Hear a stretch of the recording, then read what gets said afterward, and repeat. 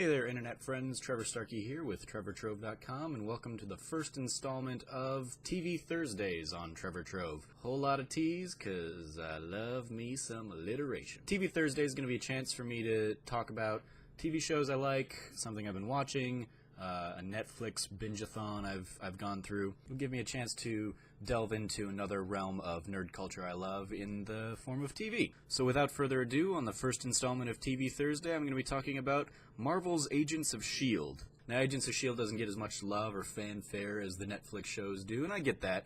Netflix, they get to be a little bit more risque and a little bit more brash, whereas Agents of S.H.I.E.L.D. has to fit the more family-friendly audience of an ABC network. And they've also had to be, in the past, much more diligent about tying things into the bigger Marvel universe, especially when you had, like, the crossover tie-in episodes that tied into whatever latest Marvel release was happening. But this season, Agents of S.H.I.E.L.D. didn't have to tie into any of the movies or anything. They got to do their own thing. And I thought it really worked for them. It was easily the strongest season they've had in a while, if not in the entire series. And they did that, I think, by breaking the show up into kind of three distinct pods throughout the season. You had the first pod bringing Ghost Rider into the Marvel Universe, sadly no cameo from Nicolas Cage.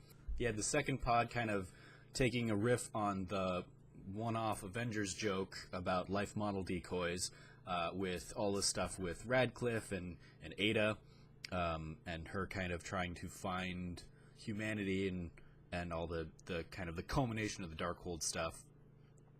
And then Pod 3 took place all within the framework, the Matrix-y kind of alternate reality version of these characters' lives. And that, in particular, I think, was where this took a good season, made it into a great season, because you got to celebrate the history of the show with callbacks to other characters. You got to bring back characters that have long since left the show, and you got to see them in a new light in this alternate Hydra-fueled world. It was a lot of fun to play with audience expectations in that way. You know, seeing Ward come back and then, surprise, surprise, he's actually a good guy, and he's kind of part of the underground resistance against Hydra instead of what we're used to in the Agents of S.H.I.E.L.D. world, where he was the Hydra agent who had infiltrated S.H.I.E.L.D. Watching the show all season as I did, week in, week out, I think the hiatuses that the show took and the kind of production schedule breaks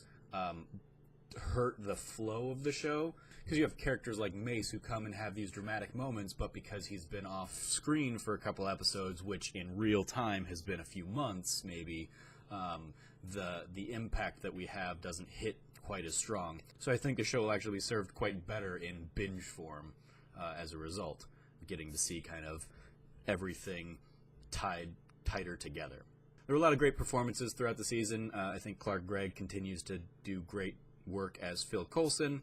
He and Ming-Na Wen, who plays Melinda May, got to kind of play the quiet romance that's going on between them, and then in their decoy forms got to play it up more and more as the season went on.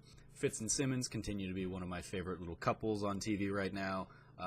Tragically continue to be kept apart, be it through their own secrets in the spy world or through circumstance outside of their control. Seeing, especially within all the stuff going on in the framework, seeing Simmons try and fight so much to get through to Fitz was at times just heartbreaking, and it was cool that the show kind of tapped into something like that.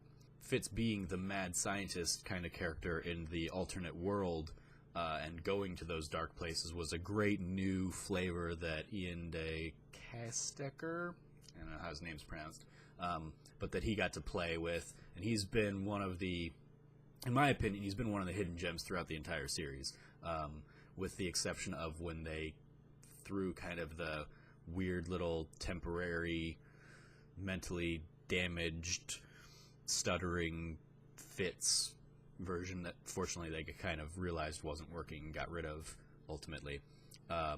But he's been doing he had a lot of great stuff to play with this season, and it was a pleasure to watch throughout. He had some newcomers in the form of Mallory Jansen, who I loved in Gallivant, but here she's playing Ada, the AI robot that Holden Radcliffe creates, John Hannah's character, and they had a great dynamic throughout the entire season that then also, again, transferred into working with Fitz. The three of those characters did a great job of playing off one another and tackling a sci-fi trope of artificial intelligence and what does it mean to be human, but in new and interesting ways that made it engaging and fun to come back to week after week. I thought Gabriel Luna did a good job coming in as Robbie Reyes, playing the Ghost Rider as well, playing kind of a significantly darker version of the character than obviously the Nicolas Cage versions that we've seen on the big screen.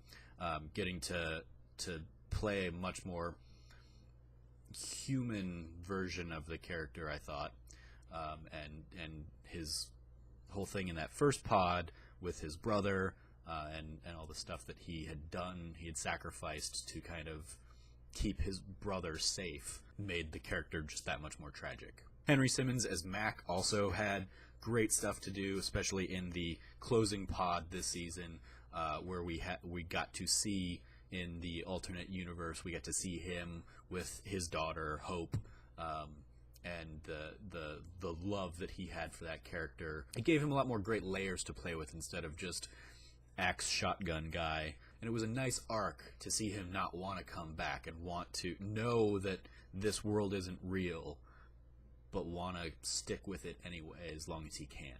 The season ended with a nice little moment of the team kind of all together, enjoying the normalcy before they knew it was about to come crashing down. But then it cuts to them in space. I'm intrigued about where Season 5 goes now. Didn't think it was going to be space. Maybe they're going to be part of the Infinity War. That'd be weird. Ooh.